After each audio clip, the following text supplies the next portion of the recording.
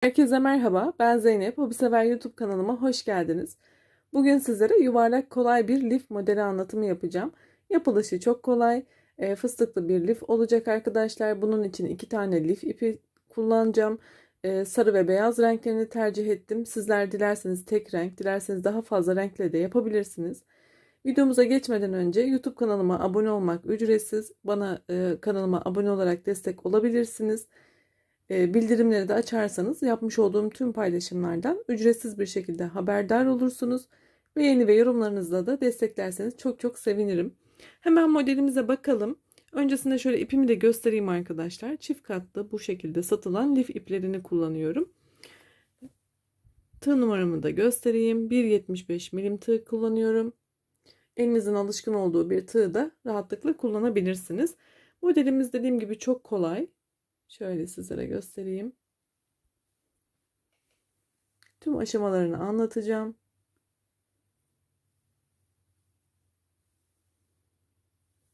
Arkasına da bakalım. Şimdi dilerseniz hemen kolay lifimizin anlatımına geçelim.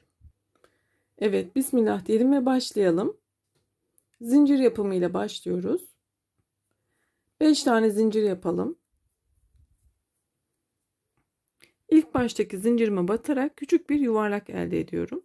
Daha önce lif yapmadıysanız lif nasıl yapılır oynatma listemden yapılışlarını öğrenebilirsiniz arkadaşlar. Burada bir zincir yaparak ipimi uzatıyorum. Üzerine sardım. Halkamın içerisine 4 kere sardım. Fıstık yapacağım.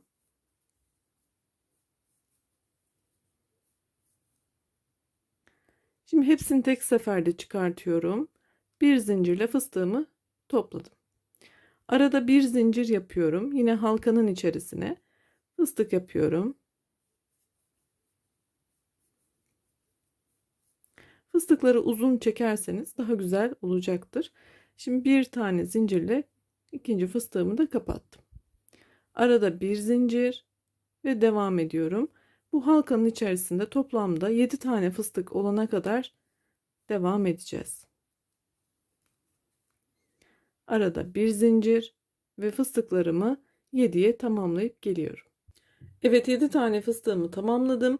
Şimdi ilk baştaki fıstığın tepesine batıyorum ve ilmek kaydırarak burayı bitirdim. Şimdi bir yana boşluğa ilerleyeceğim. İki fıstığın arasındaki boşluğa da yine ilmek kaydırıyorum. Bir zincirle artık burayı tamamladım. Şimdi buradaki her iki fıstığın arasındaki boşluğa 2 tane fıstık yapalım. 4 kere sardım. Hepsini tek seferde topladım. Bir zincir. Şimdi arada bir zincir üzerine aldım. Aynı boşluğa bir fıstık daha yapıyorum.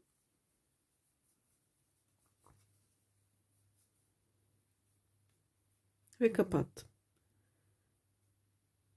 İlk boşluğuma 2 tane fıstık yaptım ve kapattım. Bir diğer boşluğa ilerlerken arada 2 zincir.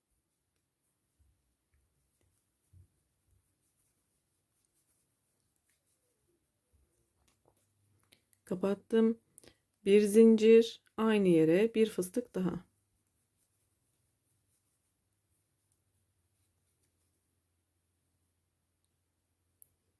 Devam ediyorum. Arada 2 zincir ve diğer boşluğa ilerliyorum. Bu şekilde tüm boşluklara ikişer tane fıstık yaparak bu sıramızı da tamamlayacağız.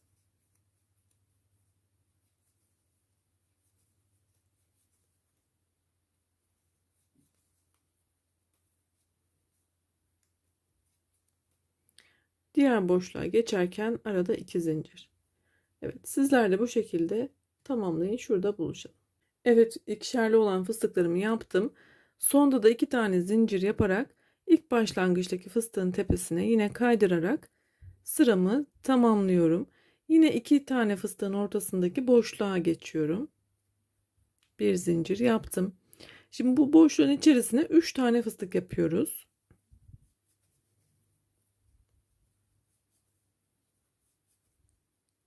Kapattım. Arada bir zincir, yine aynı boşluğa bir fıstık daha yapıyorum.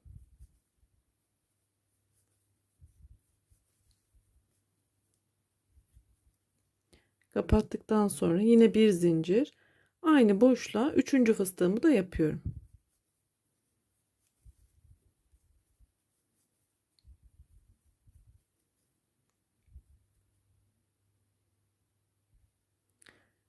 Diğer gruba geçerken arada 2 tane zincir yapıyorum. Üstüne aldım. Bakın buraya ilerledim. 2 tane fıstığın arasına yine 3 tane tekli fıstık yapalım.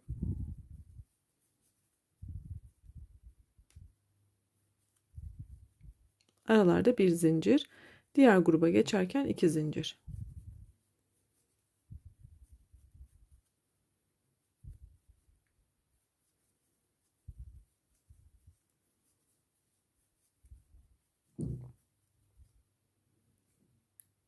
Evet. Diğer gruba geçeceğiz. Burada yine 2 tane zincir yapıyorum. Burayı atlıyorum ve sıradaki 2 tane fıstığın arasına şuraya 3 tane yaparak hepsini yapıp şurada buluşalım. Evet, gruplarımı 3 tane fıstık olacak şekilde aralara yaptım arkadaşlar. Şimdi sıramızı bitirirken 2 zincir, başlangıçta yapmış olduğum fıstığın tepesinden kaydırıyorum ve buradaki 3 tane fıstığımın ilk boşluğuna ilerliyorum. Bir zincirle. Şimdi burada bir tane tekli fıstık yapalım.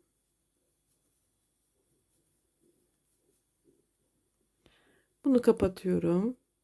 Arada bir zincir. Yandaki boşluğa 3 tane tekli fıstık yapıyoruz.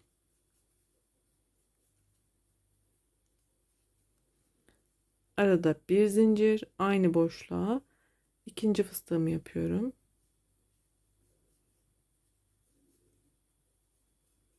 Kapattım. Arada bir zincir ve yine aynı boşluğa üçüncü fıstığı da yapalım.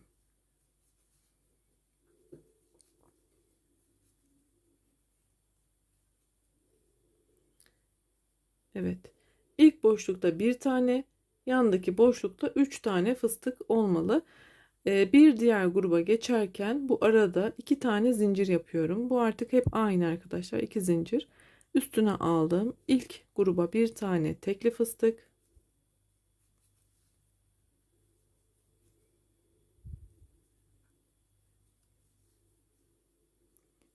Bir zincir. Yandaki boşluğa 3 tane tekli fıstık.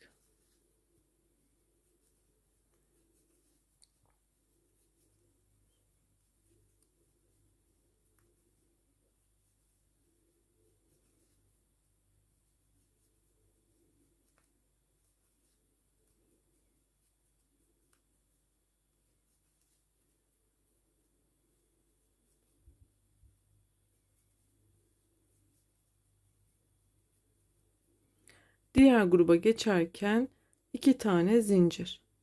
Ve bu sırayı da bu şekilde devam ettirelim. İlk boşluğa bir tane, sonraki boşluğa 3 tane ve sıramızı tamamlayalım. Evet, sırayı tamamladım. Sonda yine 2 tane zincir yapıyorum ve ilk fıstığımın tepesine kaydırma yöntemiyle ilerleyip ilk boşluğa geçiyorum. Bir zincir. Şimdi bu sırada arkadaşlar yine bir tane bu boşluğa tekli fıstık yapacağız. Bir tane buraya tekli fıstık yapacağız ve son boşluğumuza yine 3 tane tekli fıstık yapacağız ve bu desenimizin artmasına sebep olacak. Yani bu sondaki boşluklara artık hep 3 tane fıstık yaparak bitireceğiz, ilerleyeceğiz. Hemen yapalım. Bir tane tekli fıstık yaptım, bir zincir, yandaki boşluğa bir tane,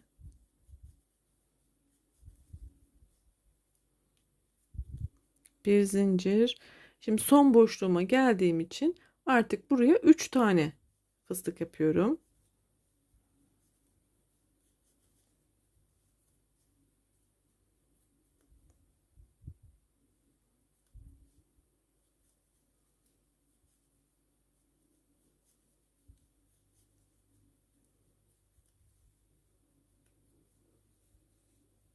Hala aynı boşluktayım. Buraya da üçüncü fıstığımı yapıyorum.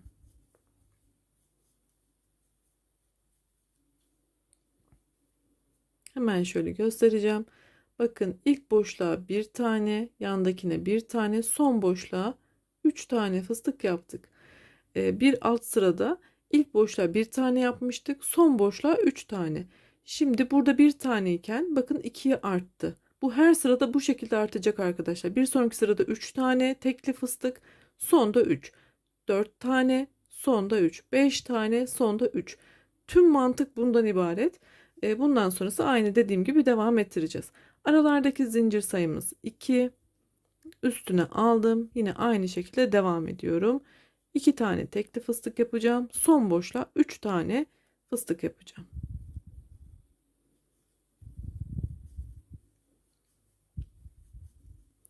Eğer bu aralardaki zincirler sizin eliniz sıkıysa ve kastırma yapıyorsa artırabilirsiniz arkadaşlar. Kendi el ayarınıza göre.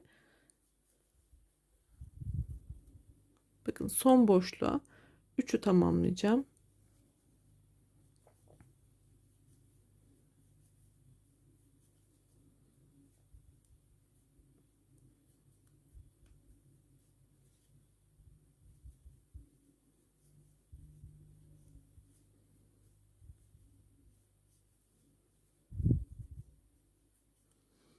Diğer parçaya geçerken dilime 2 tane zincir. Evet, bu sıramızı da bu şekilde tamamlayalım. Evet, yine sona kadar geldim. Arada 2 tane zincir yapıp şu tepeye kaydırıyorum böyle. Şu araya da geçtim. Bir zincir, hatta 2 yapalım. Burada ipimizi kesiyoruz arkadaşlar. Bakın artık sarı olan kısmımız hazır. Bu şekilde. Şimdi ne yapıyorum? Beyaz ipimle devam edeceğim.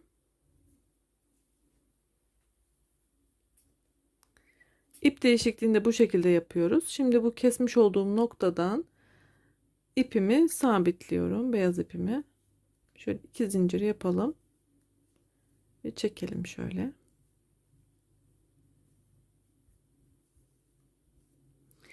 Şimdi ne yapıyorum? İlk boşluğa yine bir tane tekli fıstık yapıyorum.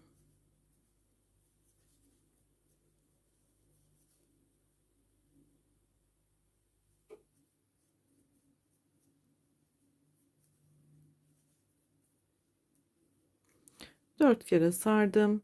Hepsini tek seferde topladım. Şimdi bir sonraki boşluğa da bir tane yapıyorum.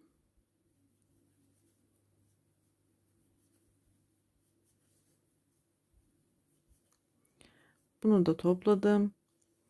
Arada bir zincir.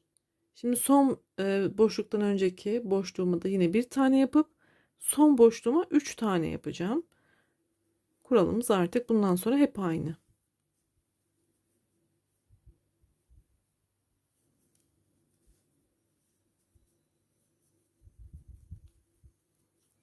Evet, 3 tane fıstığımı yaptım. Artık son boşluğum kaldı. Buraya da 3 tane yapalım. Arada zincirimizi yapalım ve 3 tane fıstığımızı tamamlayalım.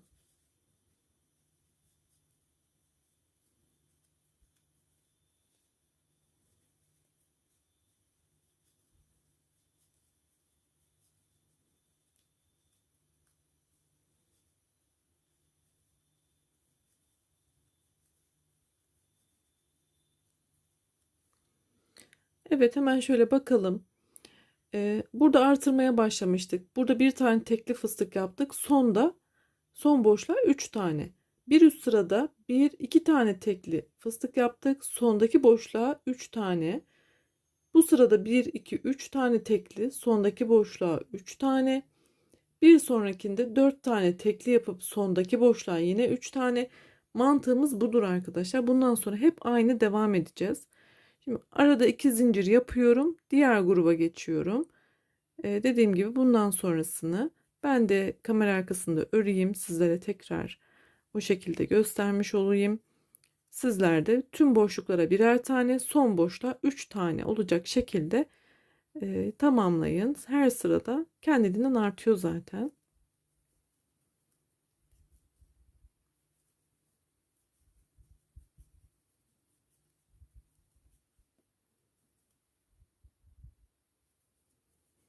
Evet, son boşluğuma geldiğimde yine 3 tane fıstık yapıyorum.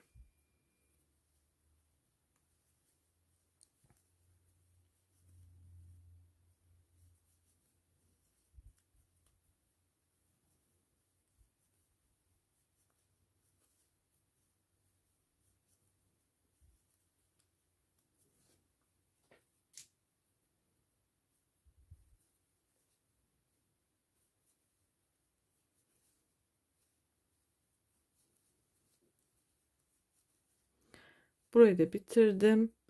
Diğer grubuma geçerken arada 2 zincir. Evet, bu şekilde tamamlayalım. Evet, ben sıralarımı devam ettirerek lifimi istediğim ölçüye gelene kadar yaptım. Şöyle sizlere de göstermek istiyorum büyüklüğünü. Benim için gayet ideal arkadaşlar. Bir sırada kenar yaptığımda tam boyutuna ulaşacaktır. Eğer sizler daha büyük istiyorsanız burada sıralarınızı devam ettirebilirsiniz. Aynı mantıkla hiçbir bozulma olmayacaktır. Bu şekilde modeli devam edebilirsiniz. Evet, şimdi hemen şöyle kısaca bir özet geçmek istiyorum. Biliyorsunuz şurada orta kısmı yaptıktan sonra ikili fıstığımızı yaptık. Sonra 3 tane ve artırmaya başladık. İlk boşluğa bir tane tek, son boşluğa 3 tane, 2 tane tek, son boşlukta 3, 3 tane tek, yine son boşlukta 3 ve her sırada arttı. 4 tek, 5 tek, 6, 7, 8 diye ben sıralarımı yaptım. Dediğim gibi mantığı çok kolay. Kendiliğinden devam ediyor, artıyor. Şimdi son sıradayım ve son sırada artık kenar yapalım. Burada 4 sıra beyaz yaptıktan sonra kopartarak tekrar sarı ipimle devam ettim. Ve sarıyla da bitiriyorum. Şöyle boşluğun içerisine 4 kere sardığım fıstığımı yapıyorum. Bu kez fıstığımızın buradaki ipini tutalım. Şu şekilde ilmek çıkartalım. İpi burada tuttuğum için bu boşluktan da yine ilmeğimi çıkartıyorum. Ve bu fıstığımın tepesine 4 zincir yaparak şimdi kirpik yapacağım. 4 zincir sık iğne. Toplamda 3 tane kirpik yapalım.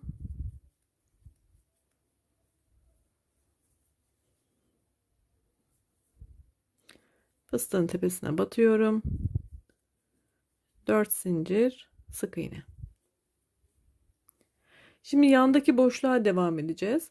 Bunun için arada bir tane zincir yapıyorum. Eğer sizin lifinizde kastırma yapıyorsa zincir sayılarınızı el ayarınıza göre artırın. 4 kere sardım. Yine 3 tane kirpik yapacağım.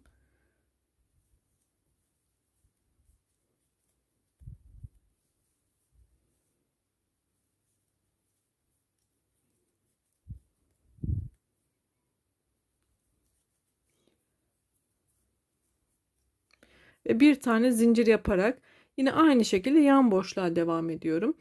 Burada her boşlukta yine aynı işlemi yapacağız arkadaşlar. Yani hiçbir boşluk atlamaksızın tüm boşluklarda, hatta bu iki dilim arasındaki boşluğa da yaparak devam edeceğiz. Bir tam tur devam edelim. Ben de hazırlayayım, o şekilde tekrar bitirme kısmını anlatacağım. Evet, lifimin kenarını tamamladım arkadaşlar. Şöyle sondayım. Başlangıç yerime kadar ilerledim. Burada da ne yapıyorum? Bir tane zincir ve ilk başta yapmış olduğum fıstığın şöyle tepesine kaydırma yöntemiyle ekliyorum.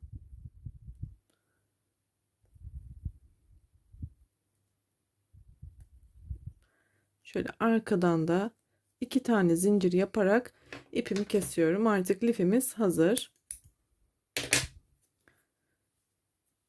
Bunu da gizleyelim arkada yürüterek. Daha sonra keseriz. Şöyle lifimize bir daha bakalım. Kenarlarını da yapınca gayet büyüklüğü ideal oldu arkadaşlar. Şöyle bakın. Çok da güzel. Umarım sizler de beğenmişsinizdir. Beni izlediğiniz için çok teşekkür ediyorum. Yeni videolarda görüşmek ümidiyle. Sağlıkla kalın, hoşça kalın. Videomun sonundaki oynatma listelerime de bakmayı unutmayın.